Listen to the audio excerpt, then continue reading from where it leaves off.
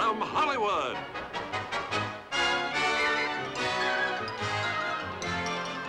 The Jack Benny Program. With Jack's special guest, Clint Walker.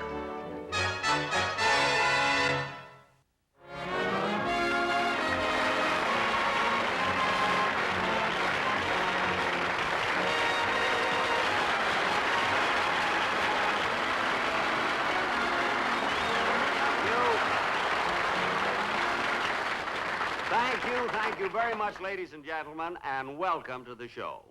Now, if I look a little tired tonight, it's because I was up until 3 o'clock this morning working on my autobiography.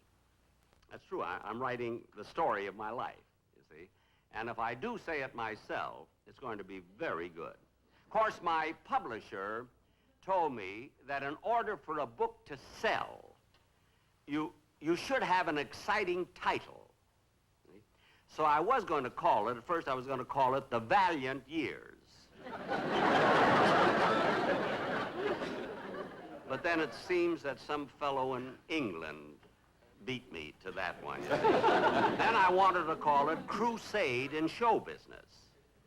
But then I heard that that's similar to Mr. Eisenhower's book. So finally, we came up with a wonderful idea that'll really sell it. I mean, no title at all. Just a nude girl on the cover.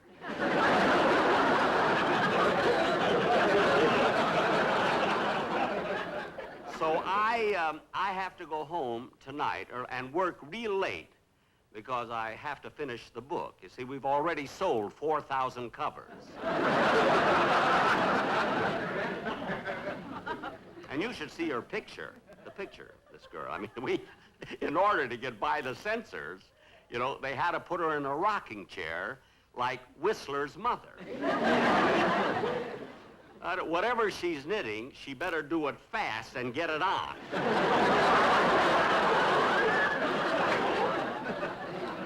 But you know, it isn't easy to write an autobiography, an interesting one, if you've never experienced poverty.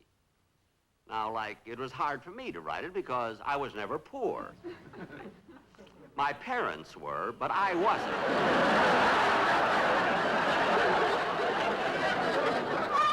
And you should really read this book because it takes you way back right to the date of my birth, which was February 14th, you see.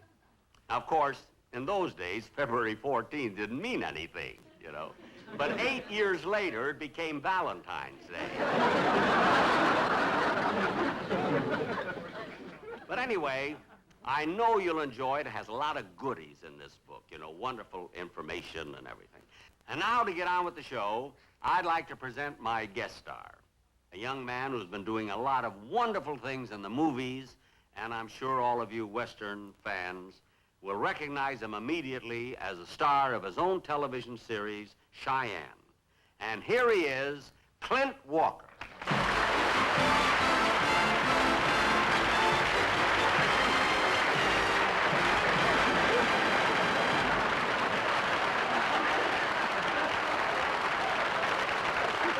Jack, it's nice to be here. Thank you, Clint. I'd love to shake hands with you, but we checked into it, and it's not covered by my accident policy. Well, honestly, Jack, I don't think you got a thing to worry about. Actually, I'm a very gentle person. This hand can pick up a peach and not even muss the fuzz. Now, come on, what do you say? Well, all right.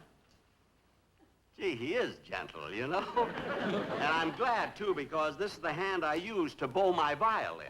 Ouch! Jack, I'm sorry, honestly. You call it an involuntary reflex or something. I'm sorry. I gotta call it something. I mean, the last person who shook hands with me like that was Yasha Heifetz.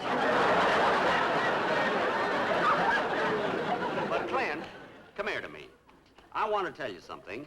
I'm telling you that I'm very happy you're on the show and that I'm a big fan of yours. Well, thank you very much, Jack.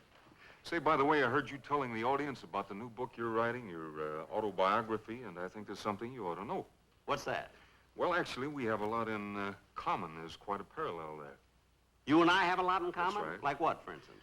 Well, for instance, even though I play Western characters, I was born and raised in the state of Illinois. Say, then you're right. I was born in Illinois. That's I know. right.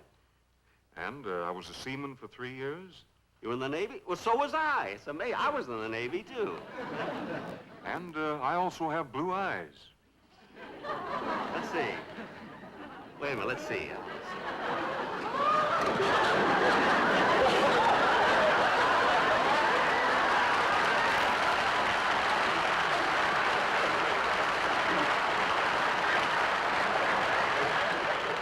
They are blue.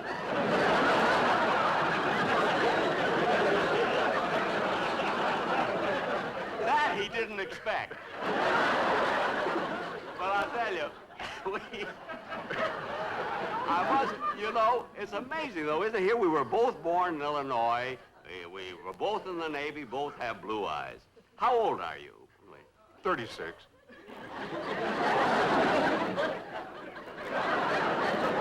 Well, there we miss a little. If it'll make you feel any better, I'm almost 37. I wouldn't feel any better if you were almost 63.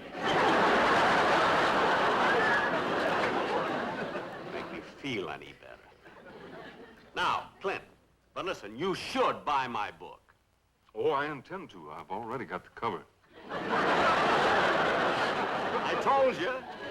Going like hotcakes, you know? Say, Clint, I want to ask you something about Westerns. That's your business. You see, you know, I'm a Western fan. Mm-hmm. I like them. But they seem to be getting more popular every year. I can hardly understand it. And even the old Western films on television are so good. They go on and on and on. Now, why is that? Well, I think one reason is because Westerns are never dated, Jack. Not dated? What do you mean? Well, for example, can you tell the difference between a 1912 and a 1964 horse?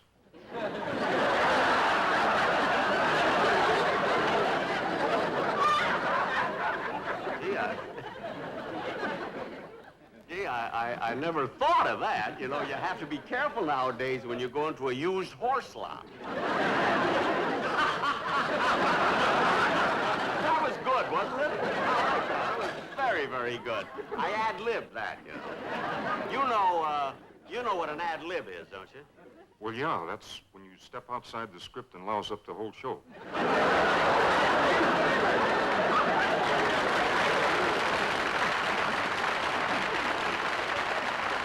I don't know. For a fella who has spent most of his life saying they went that-a-way, he's pretty funny. Now, Clint, I think we've stood out here and talked long enough. How about singing your song for the folks? Well, Jack, I'm a little worried about that. Well, now, don't be so modest. You sing better than George Burns or anybody. You do. Really, you have a beautiful voice. I know you can sing. Well, I heard you sing in your own show, Cheyenne. Well, that's different, Jack. It's amazing what you can get away with when you got a whole tribe of Indians whooping and hollering in the background. Well, I suppose so. Anyway, you go ahead and don't worry about it. Go over on the set, and I'll set up your song for you. Go over and sing. All right. Okay.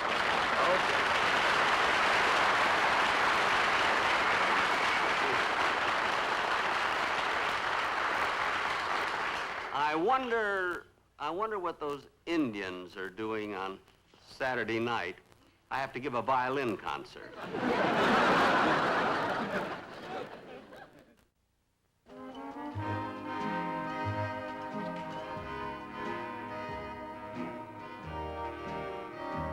Every day along about evening, when the sunlight's beginning to fail, I ride through the slumbering shadows along the Navajo Trail. When it's night and crickets are calling and coyotes are making a wail, I dream by a smoldering fire along the Navajo Trail. I love to lie and listen to the music when the wind is strumming a sagebrush guitar. When over yonder hill the moon is climbing, it always finds me wishing on a star. Well, what do you know? It's morning already. There's the dawning, so silver and pale. It's time to climb into my saddle and ride the Navajo Trail. And ride the Navajo Trail.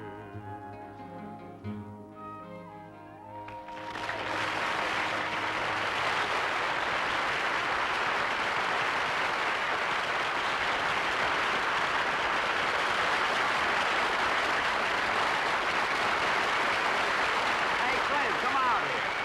Come on out. There you are. Now, look at you. It's silly for you to worry. You sang beautifully. Jack, thank you very much. Well, I guess I better be going. We're going to start a new picture in a couple of days. They want me to be down at the studio for the casting. Oh, you're starting a new picture? That's right. And we're real excited about it. It's a very fine story. Well, could you get a part in it for me? There's only one part. It's the part of my brother. I'll take it. Well, unfortunately, Jack, it happens to be the part of my twin brother.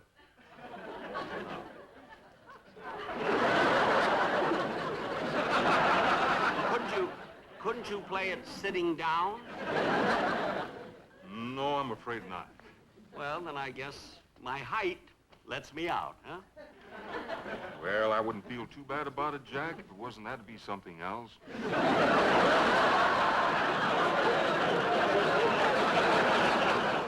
Tells me not to feel too bad about it. Well, anyway, thanks very, very much. Jack, thank you. Goodbye. I'll be seeing you. Okay.